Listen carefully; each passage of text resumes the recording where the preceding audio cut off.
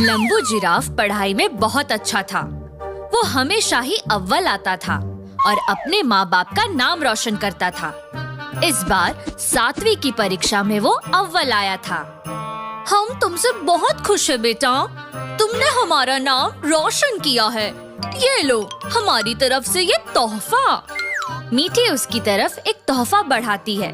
वो उसको खोलता है तो उसमें बॉल और बैट होता है। अरे वाह, खेल का सामान। अब मैं अपने दोस्तों के साथ खेलूंगा, पर पहले मैं अपनी पढ़ाई खत्म कर लेता हूँ। बाहर से लंबू के दोस्त आवाज भी लगाते हैं कि अपना बैट और बॉल लेकर खेलने आ जाए, पर वो मना कर देता है क्योंकि उसको पढ़ना होता है। वो अपनी पढ़ाई खत्म करके बैट और बॉल लेकर खेलने जाता है।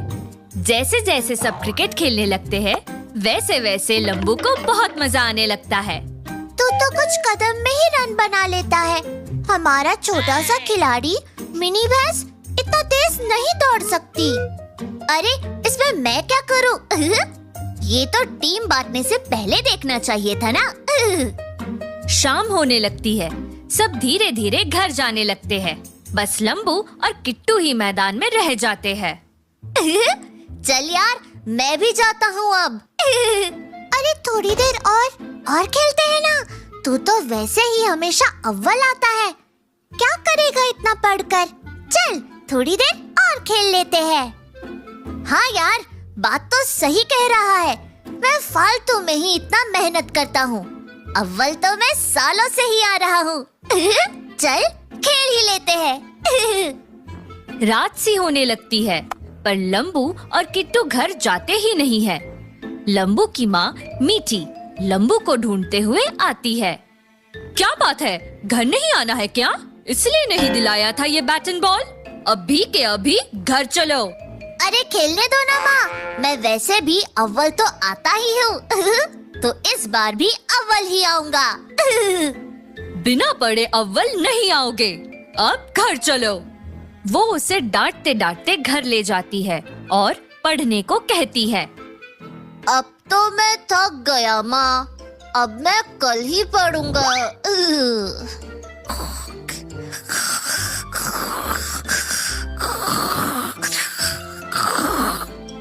बस इतना कहकर सो जाता है। अगले दिन स्कूल से आकर वो फिर बैट एंड बॉल लेकर मैदान की तरफ भाग जाता है। चल किट्टू, बॉलिंग करवा। बस दोनों वापस खेलने में लग जाते हैं। यार मुझे तो पता ही नहीं था कि क्रिकेट में इतना मजा आता है। काश मेरे पास ये बहुत पहले से होता। अच्छा सुन, एक बात बताओ, आज क्या हुआ? हाँ बता बता। आज मैं स्कूल गया तो पर पढ़ाई नहीं करी। पास में क्रिकेट मैच चल रहा था, मैं वो देखने चला गया और किसी को पता तक नहीं चला। क्या बात कर रहा है? पता है क्या, मेरा एग्जाम आने वाला है।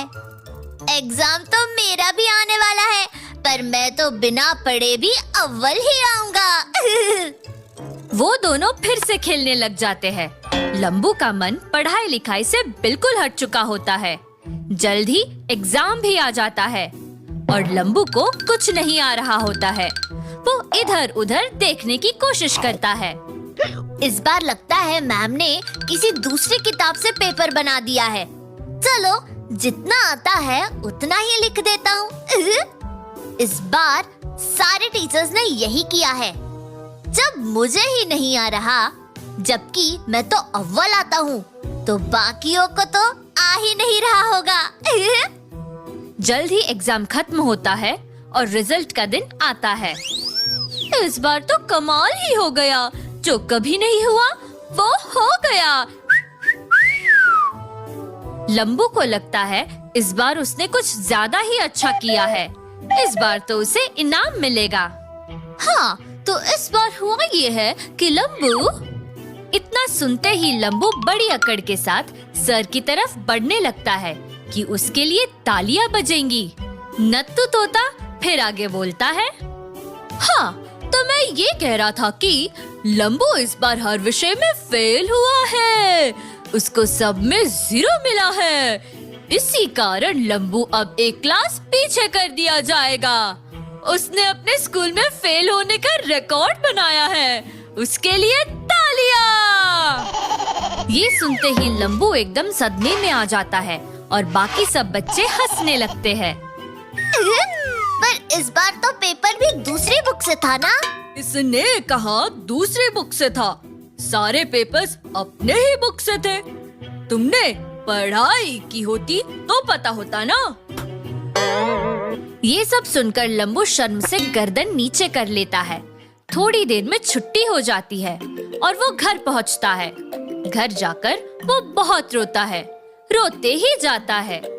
माँ,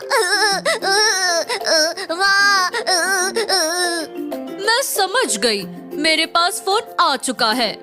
कितना समझाया था तुम्हें कि पढ़ लो, पर तुम हो कि समझ ही नहीं रहे थे। क्रिकेट की लत ने तुम्हें बर्बाद कर दिया।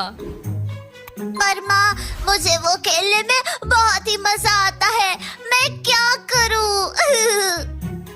बेटा, हर चीज को ठीक तरीके से किया जाता है।